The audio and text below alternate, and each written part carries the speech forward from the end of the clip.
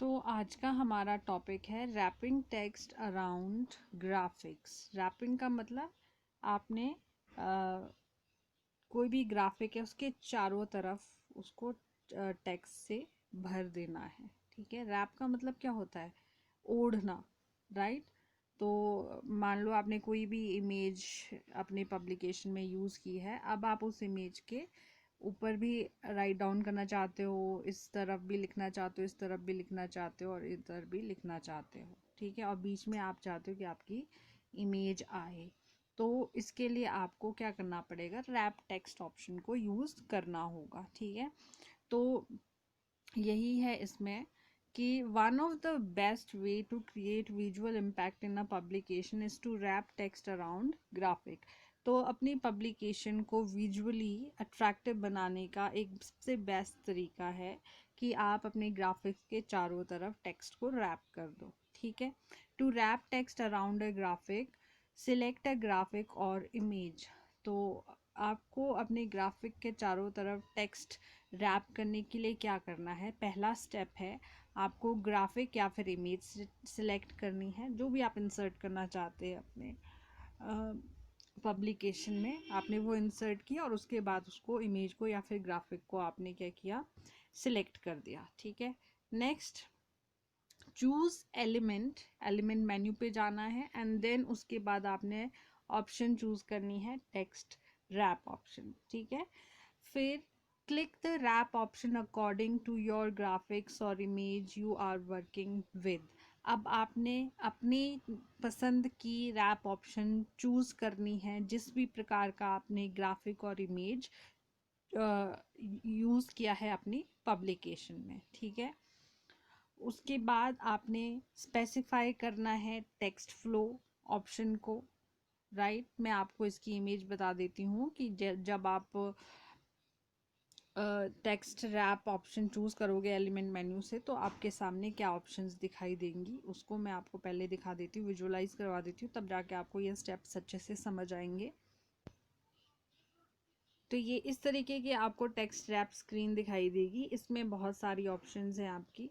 ठीक है, तो पहली ऑप्शन हमने क्या बोली थी कि आपने रैप ऑप्शन चूज करनी है अपने ग्राफिक या इमेज, जिस भी प्रकार का आप ग्राफिक या इमेज चूज कर रहे हो उसके हिसाब से। तो ये तीन ऑप्शंस है आपके यहाँ पे, आप इन तीनों में से कोई भी ऑप्शन चूज कर सकते हैं। ठीक है, चूज करने के लिए आपको क्या करना पड़ेगा? इनमें से किसी भी ऑप्शन को सिलेक्ट करना होगा। ठीक है, उसके बाद बात हुई थी टेक्स्ट फ्लो की कि जब आप ग्राफिक्स के चारों तरफ लिखना चाहोगे तो आप अपना टेक्स्ट किस हिसाब से ऐड करना चाहोगे, तो आप इन तीनों में से कोई भी ऑप्शन चूज कर सकते हो। ठीक है, फर्स्ट ऑप्शन से क्या होगा? आपका टेक्स्ट अपर साइड पे, जो भी आपकी ग्राफिक्स होगी उसके अपर साइड पे लिखना शुरू होगा। सेकंड से क्या होगा? अपर एंड लोअर साइड पे। और थर्ड ऑप्शन में क्या होगा? अपर साइड में और बॉटम में भी, और साथ में लेफ्ट और राइट साइड में भी आपका टेक्स्ट डिस्प्ले होगा, या आपका टेक्स्ट जो है वो राइट डाउन होगा आपके ग्राफिक के चारों तरफ। ठीक है, तो ये टेक्स्ट फ्लो ऑप्शन आप यहाँ से चूज कर सकते हो। अब नेक्स्ट स्टेप क्या है आपका? तो टेक्स्ट फ्लो में हमने पीछे तीन आइकन्स देखे थे, लेफ्ट, मिडल और राइट। तो अगर आप क्या करते हो, लेफ्ट मोस्ट टेक्स्ट फ्लो को क्लिक करते हो, तो उससे क्या होगा? जो आपका टेक्स्ट है वो ग्राफिक के ऊपर ऊपर जंप करेगा, और फिर जो आपका टेक्स्ट है वो नेक्स्ट पेज या नेक्स्ट कॉलम पे कंटिन्यू होगा, है ना। और फिर मिडल आइकन से क्या होगा? Allows the text to jump over a graphic and continue on the same page. Means ये आपकी इमेज है, यहाँ पे लिखना शुरू होगा और फिर उसी पेज पे इसके ग्राफिक के नीचे आपका जो टेक्स्ट है वो अपीयर होगा। ठीक है, और राइट मोस्ट से क्या होगा आपका? rightmost icon creates a rectangular text wrap around all sides of the graphics। तो जैसे वहाँ पे पीछे हमने दिखाया है, तो ये आपका इस तरीके से चलेगा आपका टेक्स्ट। ठीक है, चारों तरफ, लेफ्ट, राइट, बॉटम और अपर साइड पे, टॉप साइड पे। तो इस तरीके से आपका टेक्स्ट फ्लो ऑप्शन काम करती है। नेक्स्ट स्टेप है enter stand off value, stand off value for the boundary. अब आपने स्टैंड ऑफ वैल्यू डालनी है बाउंड्री के लिए, ठीक है, आपके टेक्स्ट या ग्राफिक की जो बाउंड्री है। The stand off value determines the distance of text from each side of the graphics. Means आपका ये इमेज है, ये मान लो आपकी इमेज है। अब आपने इस इमेज और जो आपने लिखना शुरू करना है, ठीक है, जो आपका टेक्स्ट होगा उसके बीच में कितना डिस्टेंस रखना है, उसको आप बोलेंगे स्टैंड ऑफ वैल्यू, ठीक है। तो आपने स्टैंड ऑफ वैल्यू में वो वैल्यू पुट करनी है जिसमें आपने अपने टेक्स्ट और इमेज के बीच में डिस्टेंस मेंटेन करना है, ठीक है। तो ये स्टैंड ऑफ वैल्यू आपकी यहाँ पे आपने फिल करनी है, ठीक है, कि आपको लेफ्ट साइड में कितना डिस्टेंस चाहिए, राइट में कितना चाहिए, टॉप पे कितना चाहिए और बॉटम पे कितना चाहिए। तो ये आपकी जो वैल्यू होगी वो में होगी। इसकी वैल्यू आपको अपने कीबोर्ड से एंटर करनी होगी। 1 चाहिए, 2 चाहिए, 0.12 चाहिए, 0.05 चाहिए, ठीक है। तो जितनी भी आपको डिस्टेंस मेंटेन करना है अपने ग्राफिक्स और टेक्स्ट के बीच में, वो आप यहाँ से स्टैंड ऑफ वैल्यू से पुट कर सकते हैं। आफ्टर दैट जो आपका स्टेप है, select wrap text on same layer only if you want text on other layers to ignore the text wrap boundary. अब आपने दूसरी ऑप्शन जो सिलेक्ट करनी है, select wrap text on the same layer. ये आपने तब सिलेक्ट करना है अगर आप चाहते हैं कि अगर दूसरी लेयर पे जो टेक्स्ट है उसमें ग्राफिक जो आपने यूज़ किया उसमें रैपिंग ना हो, तो आपको सेम लेयर के लिए चूज़ करनी है ऑप्शन, ठीक है।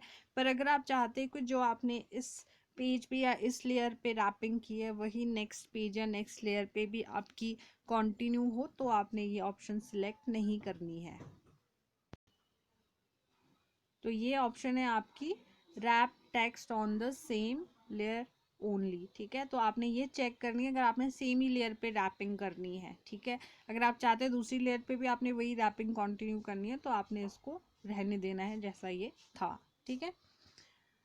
और ये सब करने के बाद, ये सारी सेटिंग्स हो जाने के बाद आपने क्या करना है, ओके क्लिक करना है, ठीक है। जैसे ही आप ओके करोगे जो आपने सेटिंग की होगी वो आपकी पब्लिकेशन पे अप्लाई हो जाएगी। मींस आपका जो टेक्स्ट है वो आपके ग्राफिक्स के चारों तरफ रैप हो जाएगा आपकी ऑप्शंस जो आपने चूज की है उसके अकॉर्डिंग, राइट।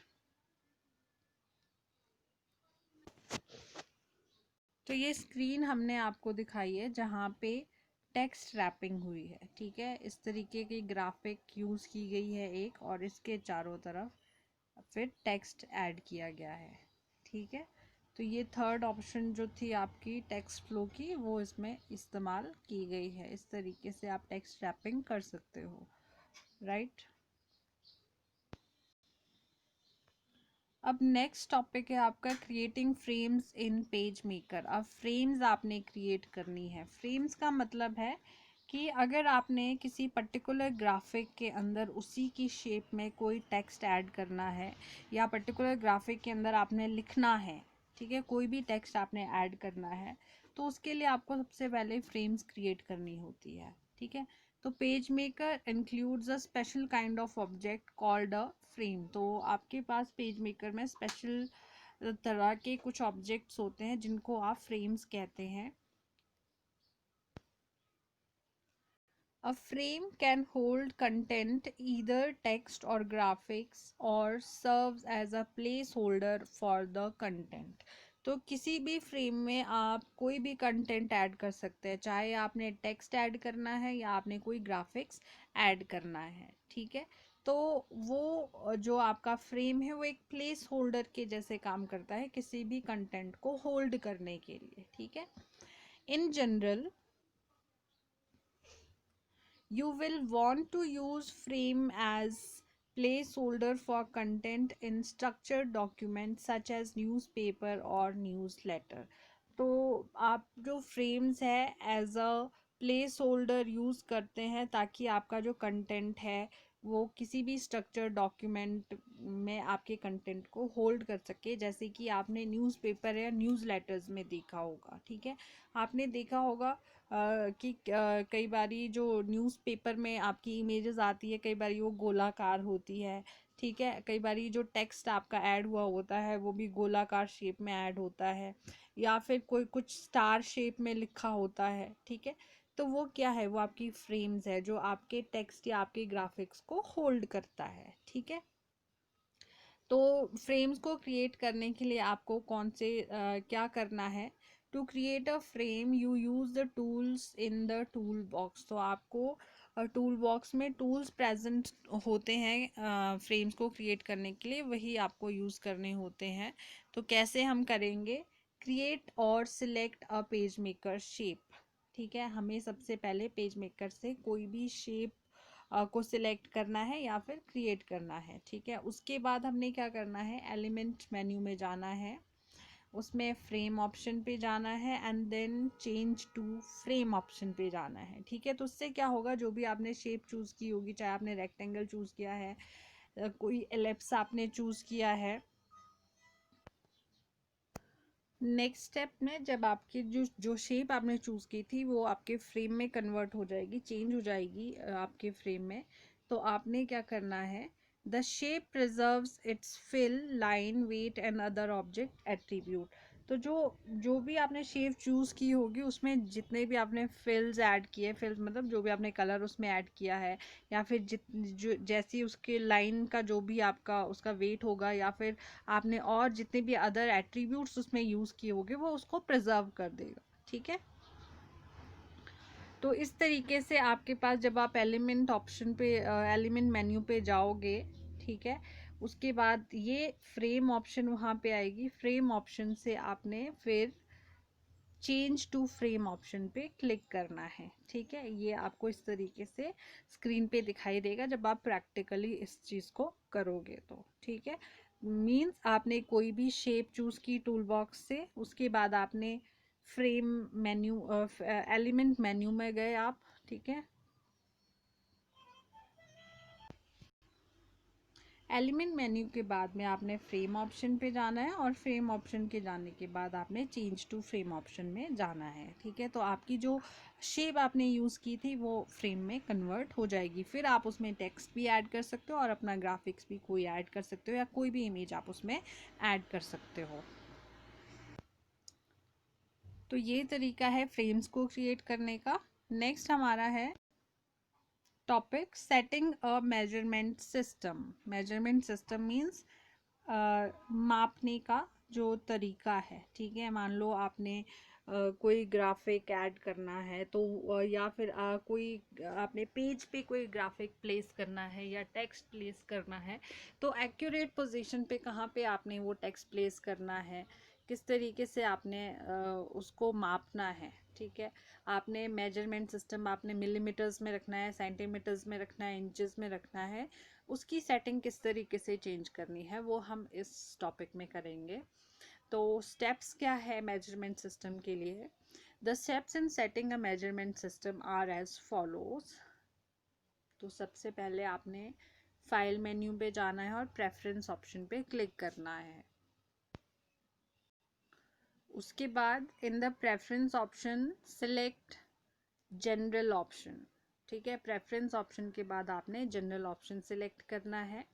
जनरल ऑप्शन के बाद click the measurement in drop down box, ठीक है। जब आपके पास एक स्क्रीन आएगी उसमें एक ड्रॉप डाउन बॉक्स होगा, उसमें से आपने मेजरमेंट इन ऑप्शन पे क्लिक करना है, और फिर वहाँ पे मिलीमीटर्स चूज़ करना है। मिलीमीटर्स अगर वहाँ पे बाय डिफ़ॉल्ट चूज्ड है तो आप कोई और मेजरमेंट सिस्टम वहाँ पे चूज़ कर सकते हो, मिलीमीटर को आप सेंटीमीटर्स में कर सकते हो, ठीक है।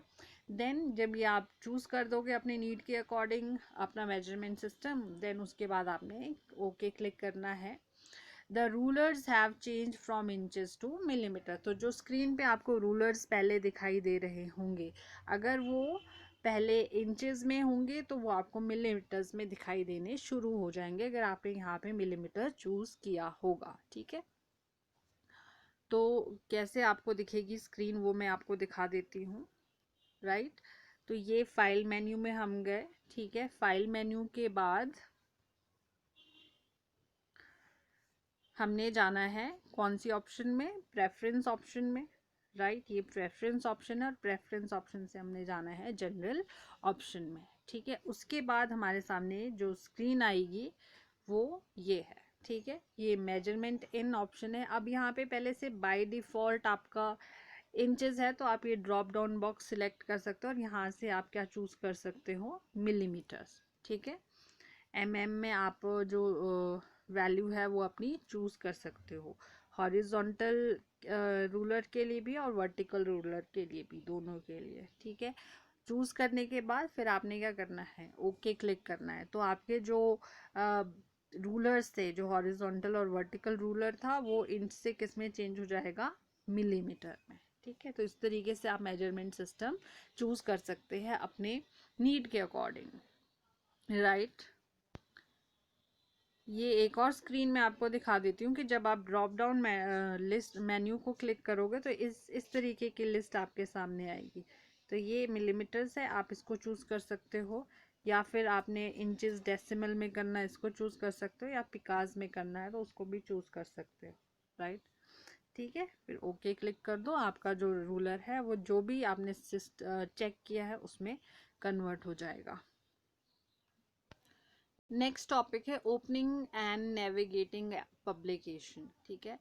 तो ये किस तरीके से आपने जो पब्लिकेशन अपनी बनाई है उसको आप ओपन करोगे, या फिर नई पब्लिकेशन आपने बनानी है तो उसको कैसे स्टार्ट करना है, और फिर नेविगेट का मतलब है कैसे आपने पब्लिकेशन में जितने भी पेजेस बनाए हैं उन तक आपने पहुंचना है पेजेस को, ठीक है। जैसे हम क्या करते हैं, अगर हमने कोई किताब बनाई है तो हम पन्ने पलटते हैं, तो उसी प्रकार से आपने जब डिजिटली आप कोई पब्लिकेशन बना रहे हो तो उसको भी कैसे आपने नेविगेट करना है, तो वो हम करेंगे यहाँ पे। When you start PageMaker by default no publication is open and most of the tools and objects in the palettes are not available.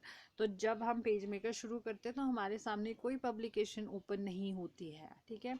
और जितनी भी पैलेट्स होती हैं, जितने भी टूल्स हैं, वो हमारे पास इनविजिबल रहते हैं उस पर्टिकुलर एरिया में, ठीक है।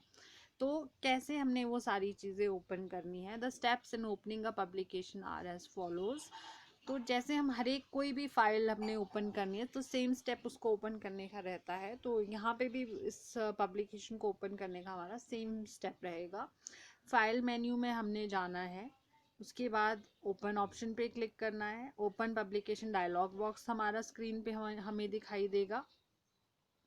उसके बाद हमने अपना फोल्डर सिलेक्ट करना होता है, जहाँ पे भी हमने अपनी फाइल सेव की है उस फोल्डर पे जाके हमने फाइल ढूंढनी है अपनी, ठीक है। उस पर क्लिक करना है, उस फाइल को सिलेक्ट करना है, देन ओपन बटन पे क्लिक करना है, ठीक है। You can also click the open button on the toolbar to display the open publication dialog box. ये तो फाइल मेन्यू से हमने ढूंढा, पर हमारे पास एक ओपन बटन हमारी टूल बार में भी प्रेजेंट होता है, तो हम उस पर भी क्लिक करके अपनी पब्लिकेशन को सेम इसी तरीके से ओपन कर सकते हैं, ठीक है। तो ये था हमारा पब्लिकेशन को ओपन करने का तरीका, राइट। अब नेक्स्ट जो हमारा टॉपिक है, अगर हमने अपने पेज मेकर पब्लिकेशन में टेबल्स क्रिएट करने हैं, जैसे कि हम वर्ड में करते हैं, एमएस वर्ड में हम टेबल क्रिएट करते हैं। मान लो हमने कोई अपनी इंफॉर्मेशन टेबुलर फॉर्म में अरेंज करनी है, तो उसके लिए हमें टेबल क्रिएट करना पड़ेगा। तो यहाँ पे भी हमने टेबल कैसे क्रिएट करना है वो स्टेप्स हम सीखेंगे। तो उसके लिए सबसे पहले हमें एडिट मेन्यू में जाना है, right, and click insert option. उसके बाद हमने इंसर्ट ऑप्शन पे क्लिक करना है। Next step, this will open the insert option dialog box. अब आपके सामने insert option dialog box open हो जाएगा, ठीक है। वहाँ से हमने चूज करना है Microsoft Word, Microsoft Word from the object type option. अब ऑब्जेक्ट टाइप ऑप्शन आपको वहाँ पे दिखेगा, उसमें से आपने माइक्रोसॉफ्ट वर्ड ऑप्शन को चूज करना है। This will open MS Word, here you create your table along with this with its content. अब इससे क्या होगा, आपका जो MS वर्ड है वो ओपन हो जाएगा, ठीक है। पेज मेकर के अंदर ही आपका MS वर्ड ओपन होगा। अब आप उस MS वर्ड में अपना टेबल क्रिएट कर सकते हो जैसे आप करते हो, ठीक है, जितना जो भी कंटेंट आपने टेबल में डालना है उसको आप ऐड करके टेबल पूरा कंप्लीट करना है आपने MS वर्ड में। ठीक है, उसके बाद सिंपल क्या करना है, सिंपली सिलेक्ट द फाइल।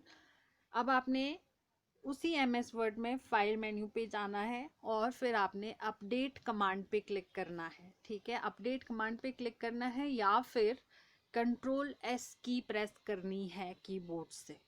ठीक है, फिर this will automatically import your Word table to the PageMaker document. इससे क्या होगा, जो आपने टेबल MS वर्ड में बनाया था वहां से वो इम्पोर्ट होके कहाँ आ जाएगा, पेज मेकर में।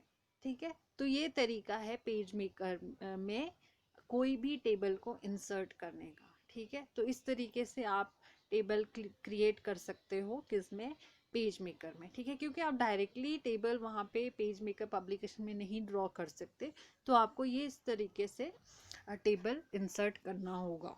राइट, तो ये है टेबल को इंसर्ट करने का तरीका। तो इसी के साथ हमारे आज के वीडियो के पूरे टॉपिक्स कवर होते हैं। कहीं पे भी आपको कोई भी डाउट है तो आप मुझसे पूछ सकते हो।